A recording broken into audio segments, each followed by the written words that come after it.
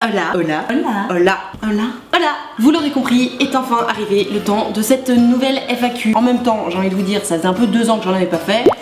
On peut pas dire que j'abuse vraiment. Bon, sans plus attendre, on va commencer avec une question de Marine Butera qui me demande si je peux lui jouer un petit morceau de guitare. Alors Marine, j'aurais adoré, mais le fait est que je suis actuellement à Los Angeles et je n'ai pas ma guitare.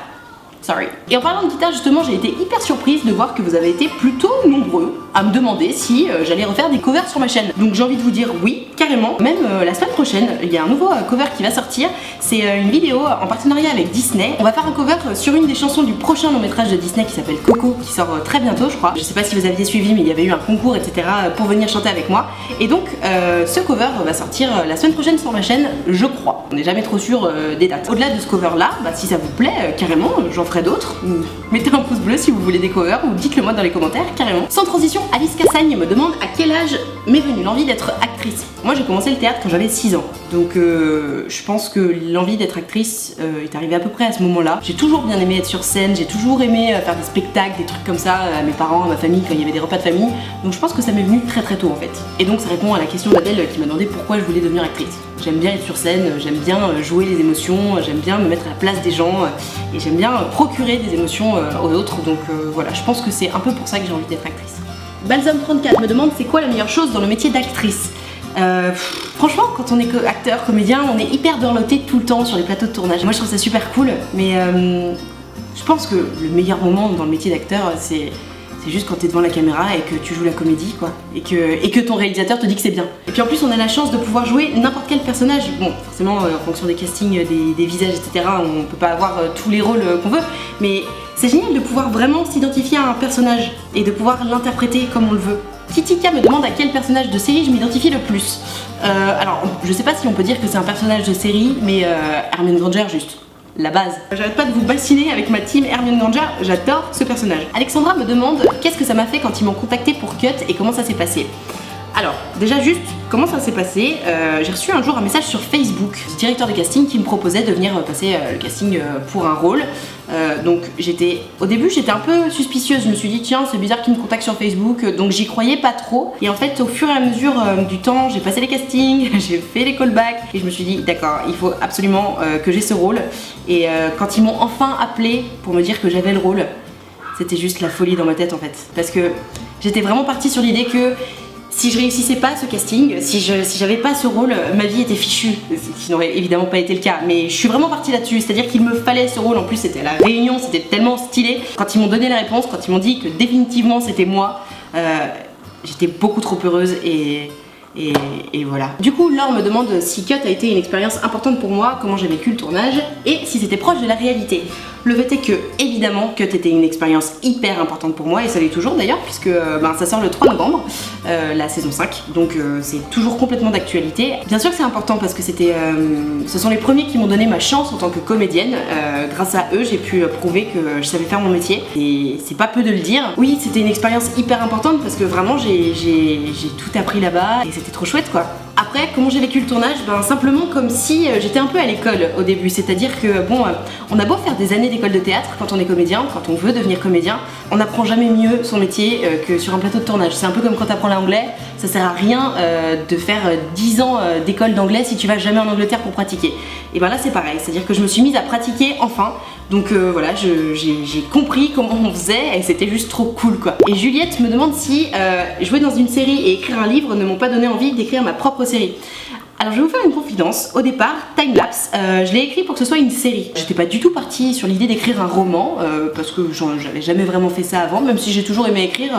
J'étais vraiment partie sur l'idée de faire une série, donc que j'ai écrite en 22 épisodes avec un cliffhanger à la fin de chacun. Et en fait quand j'ai terminé d'écrire toute la série, je me suis rendu compte que pour imposer sa série, quand on n'est pas encore Marion Cotillard, genre, c'est un peu compliqué. Et c'est là que je me suis dit que ce serait peut-être intéressant de l'écrire en roman d'abord, parce que si le roman fonctionnait bien, tout de suite, ce serait beaucoup plus simple de l'adapter en série ou en long métrage. Du coup, pour répondre à la question qui m'a le plus été posée, à savoir est-ce qu'il y aura un tome 2 à Timelapse, la réponse est oui, j'aimerais beaucoup. Rien n'est joué encore, il faudrait déjà que je termine d'écrire la structure du tome 2.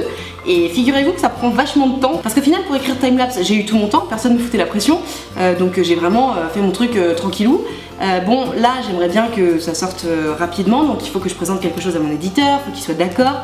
Donc c'est pas une mince affaire. En tout cas, moi, j'ai vraiment envie qu'il y ait un tome 2 et je vois pas pourquoi on s'en priverait. Évidemment, je vous tiens au courant, vu la fin de Timelapse, et vous êtes pas privé de me dire que la fin était juste what the fuck. Évidemment qu'il faut que je fasse un tome 2 et en plus, ça me ferait vraiment kiffer, donc oui, j'espère. Anne me pose une question hyper intéressante. Elle me demande comment fais-tu pour décrire le physique de tes personnages dans ton roman? Est-ce que tu as fait une photo ou un dessin et pour le caractère? Au départ, quand j'ai commencé à écrire des personnages, je l'ai vraiment... Enfin, j'y pensais même pas en fait à leur aspect physique. J'ai juste commencé à écrire Mathias, Samantha, Anna, Tim et tous les autres. Et après, une fois qu'il a fallu que je développe en roman, forcément, la question de à quoi il ressemblait s'est vraiment posée. Parce qu'il y a un moment, si Mathias, je dis qu'il est brun avec des yeux verts, je peux pas dire ensuite qu'il est blond avec des yeux bleus. Ça ne fonctionne pas. Du coup, voilà. Pour chaque personnage, j'ai ma petite personne que je connais déjà, dont je me suis inspirée pour la description physique.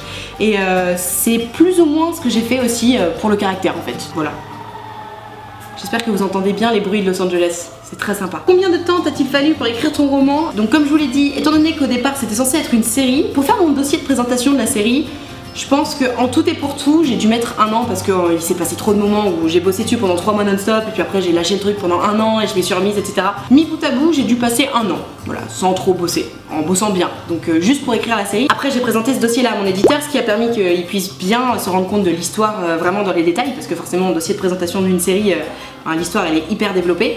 Donc j'ai eu de la chance parce que tout de suite ils ont aimé l'histoire, ce qui n'est pas toujours donné, Parfois on a besoin de revoir l'histoire, etc. Moi j'ai vraiment eu du pot, c'est passé tout de suite, c'est-à-dire qu'il n'y a pas eu besoin de modifier grand chose. Pour la petite anecdote, il y avait deux, trois allusions aux universités américaines qui sont pas trop passées pour mon éditeur parce que moi j'étais partie de l'idée que l'histoire se passe en France.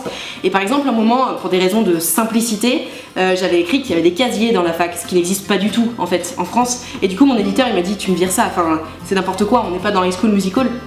Et il avait complètement raison. Donc voilà, il y avait juste 2-3 petits détails comme ça, un peu compliqués que j'ai dû modifier. Mais sinon, avec mon éditeur, vraiment, ça s'est hyper bien passé. J'ai trouvé que à chaque fois, c'était des retours hyper pertinents. Et vraiment, c'est passionnant parce que jusqu'à ce moment-là, pour moi, cette histoire, elle existait que dans ma tête et que sur ce dossier de présentation. Et quand tu te retrouves avec quelqu'un qui est là, qui connaît ton histoire par cœur et qui en parle avec toi avec passion et qui connaît même limite mieux certains détails de ton histoire à toi, ça devient vraiment fou. Donc c'est trop cool en fait. Ça fait quoi de savoir que son livre est lu et apprécié?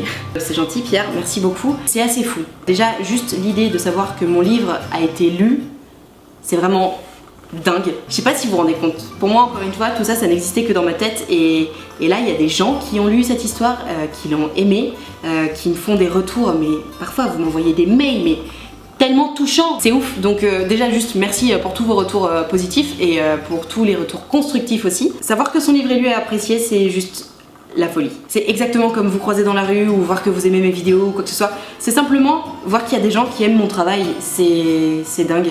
C'est un plaisir fou. Et c'est aussi pour ça que je fais ça. Donc c'est plutôt super méga cool. Agathe me demande si mon livre est difficile à lire pour les plus jeunes. Alors, pas du tout. Je pense que c'est vraiment tout public en fait. Il n'y a pas besoin de s'embêter avec l'âge ou quoi que ce soit.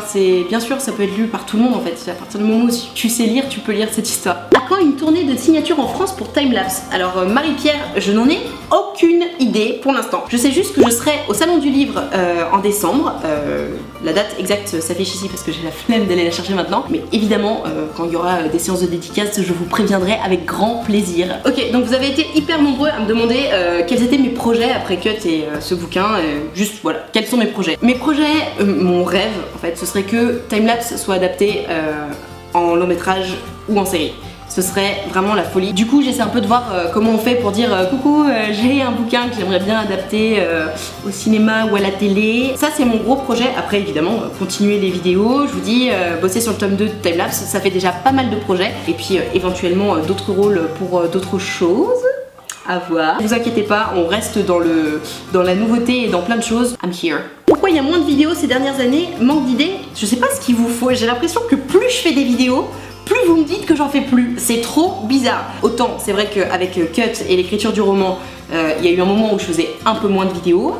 Mais là, je sais pas ce qu'il vous faut. Je fais une vidéo presque toutes les semaines et vous continuez à me dire que j'en fais pas assez.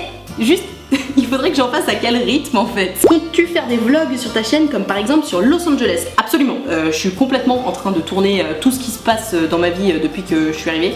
En même temps, là pour l'instant, au jour où je vous parle, ça fait un jour que je suis arrivée à Los Angeles. Je vais vous faire une vidéo qui vous montrera un petit peu ce que j'ai fait à Los Angeles, mais je pense que ce sera un petit peu mieux tourné que ça. Mais vous saurez. Bon, et pour répondre à la deuxième question, la plus posée dans toutes vos questions, j'avais pas très envie d'y répondre parce que comme vous le savez, je vous montre pas beaucoup ma vie privée.